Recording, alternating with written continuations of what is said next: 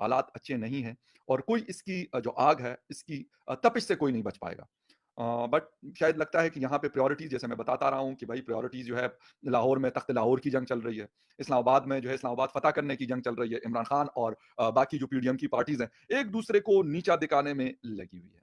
लेकिन किसी की नज़र शायद नहीं जाती हालात की तरफ या उन्होंने आँखें बंद की हुई हैं।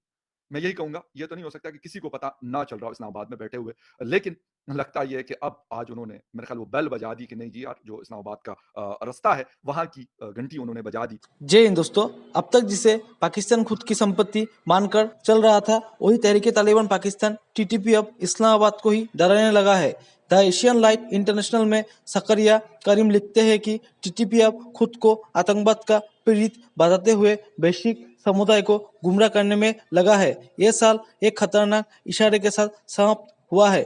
सजा काट रहे लगभग 33 इस्लामी आतंकवादियों ने सुरक्षाकर्मियों से बंदूक छीनकर उन्हें उनके ही कार्यालय में 3 दिन तक बंदी बनाकर रखा और 2 की हत्या भी कर दी। मीडिया ने इसे दुखद घटना बताते हुए सरकार और अफगानिस्तान से संचालित आतंकी संगठनों के बीच टकराव का स्वीकार किया है। पाकिस्तान में सीमा पर आतंकवाद बढ़ा है, लेकिन सच्चाई ये है कि मुशर्रफ से लेकर शहबाज शरीफ तक जो भी इस्लामाबाद में सत्ता पर काबिज हुआ, उसने अपनी सत्ता बचाने के लिए सेना और आतंकवादियों दोनों का इस्तेमाल किया और अपनी एंट्री और अपनी प्रेजेंस और अपनी एग्जिस्टेंस का एहसास दिलाया कि we are everywhere in Pakistan.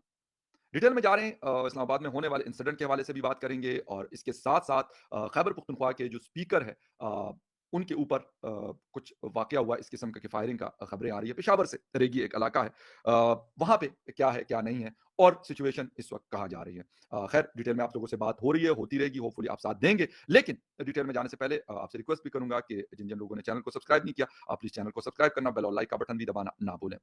इस वक़्त इस्लामाबाद की सिचुएशन जो है वो ज़्यादा अच्छी मैं इसलिए नहीं कहूँगा कि ये आज इस चीज़ का यानी 23 ऑफ दिसंबर 2022 को टीटीपी ने अपना आगाज़ किया है इस्लामाबाद। इससे पहले वो अफ़गानिस्तान बॉर्डर पे अपनी प्रेज़ेंस शो कर रहे थे या खैबर पख्तूनख्वा के मुख्तलिफ स्पेशली साउदर्न डिस्ट्रिक्ट को उन्होंने निशाना बनाया हुआ था। वहाँ पुलिस और इस तरह की फ़ोर्सेस को वो निशाना बना रहे थे। लेकिन अब उन्होंने रुख किया है इस्लामाबाद का और ग़ालिबन क्यों किया है? रुख करने की वजह भी बताऊँगा आपको। वो ये है कि शायद उनको एहसास ये हो रहा है कि यार वहाँ तो हम कुछ भी करें ग़ालिबन इस्लामाबाद वालों को या फिर जो बाकी जगहों पे बैठे हुए लोग हैं, उनको कोई फ़र्क ही ग़ालिबन नहीं पड़ रहा। वो कान ही नहीं धर रहे कि यार कुछ हो रहा है।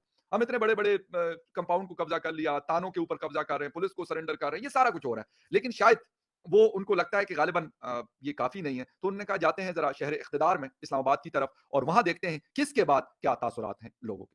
खैर आज है जुम्मे का दिन, फ्राइडे को नॉर्मली आपको पता होगा जुम्मे की नमाज़ होती है, मसाजिद में रश होता है और जिस जगह पे ये इंसिडेंट हुआ है एक गाड़ी पिंडी वाली साइड से एंटर होती है, एक है फ्रूट एंड वेजिटेबल मार्केट वाली रोड और एक सेंटर में। 2-3 जगहों से क्योंकि इस्लामाबाद के एंट्रेंसेस रोड जो जिन-जिन लोगों ने इस्लामाबाद को देखा हुआ है, उनको आइडिया है तकरीबन हर तरफ से इसमें आपको बड़ी-बड़ी रोड्स और खुली गलियाँ और ये सारी चीज़ें आपको मिलेंगी एक प्लेन सिटी होने की वजह से। लेकिन पिंडी के साथ इसकी दीवार भी लगती है और बीच में सिर्फ एक रोड है जिसको आईजे प्रिंसिपल रोड कहा जाता है, जिसके ऊपर आजकल कंस्ट्रक्शन का काम चल रहा है और वो रोड दोबारा से बनाई जा रही है। वहाँ पे जिस वक़्त आप एंट्री करते हैं तो जिस-जिस जगह से भी आप करेंगे, अगर रवात वाली साइड से करेंगे तो आपको 1 या 2 या 3 जगहों पे सम टाइम आपको पुलिस की पोस्टें मिलेंगी।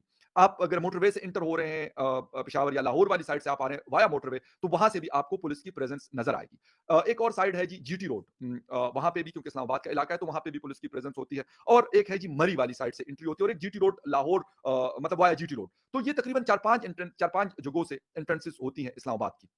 अब जब वहाँ से वो लोग एंट्री करते हैं, तो होता ये है कि लाज़मी-सी बात है चेक पॉइंट है लेकिन हज़ारों के हिसाब से गाड़ियाँ रोज़ाना इस्लामाबाद में एंटर होती हैं और निकलती हैं। बहुत सारे लोग ऑफ़िसेज़ में आते हैं, कुछ ऐसे भी आते हैं जो जॉब पे आते हैं और वापस चले जाते हैं। तो ये करना कि अगर आप सारी गाड़ियों को उसकी मतलब सर्च करें उसको या उसको चेक करें, तो मेरा नहीं ख़्याल कि ये किसी भी तरह से मुमकिन होगा। वो इस्लामाबाद पुलिस हो या अमेरिका की पुलिस भी आ जाए तो मुमकिन नहीं है। इससे पहले ख़ैर इन्होंने एक जगह बनाई हुई थी, एक स्कैनर लगा था, बहुत अरसा लगा रहा जिसको कश्मीर हाईवे अभी इमरान खान साहब ने उसका नाम बदल के श्रीनगर हाईवे रखा हुआ है। तो वहाँ पे स्कैनर बहुत अरसा रहा बल्कि काफ़ी सालों लगा रहा। अब उसको हटा दिया गया है, अब नहीं है।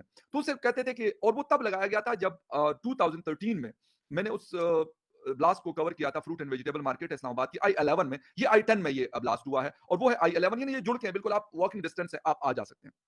तो वहाँ पर उसके बाद ये स्कैनर जो है वो चौधरी साहब हमारे, चौधरी निसार साहब हमारे इंटीरियर मिनिस्टर थे उस वक़्त, तो उन्होंने ये लगा दिया था। लेकिन शायद उसका कोई फ़ायदा नहीं होगा या जो भी होगा, आई डोंट नो, वो तो चौधरी निसार साहब बता सकते हैं या फिर उनके बाद जो इंटीरियर मिनिस्टर ब्रिगेडियर एजाज़ शाह साहब आए थे, और भी बहुत सारे लोग आए। आजकल हमारे राणा सनाउल्लाह साहब हैं, तो वो शायद बेहतर बता सकते हैं कि वो किस लिए था। और वो ये बता रहे थे कि जहाँ-जहाँ से इस्लामाबाद की एंट्रेंसेस होगी, तो वहाँ पे इसको चेक करने के लिए आसानी हो जाएगी। ट्रक्स वगैरह जो एंटर होते हैं फ्रूट एंड वेजिटेबल मार्केट्स में या कोई और, तो उसको चेक किया जा सकेगा। लेकिन खैर, रात गई, बात गई। हम तब हमें समझ आती है कि जब कुछ हो जाता है। ये मैं आपको बिल्कुल क्लियर बता दूँ, आज हुआ है ना, मैं कहता हूँ खुदा ना करे कि आइंदा इस किस्म का कोई और इंसिडेंट हमें देखने को मिले, कहीं पे भी मिले। लेकिन मिलेगा।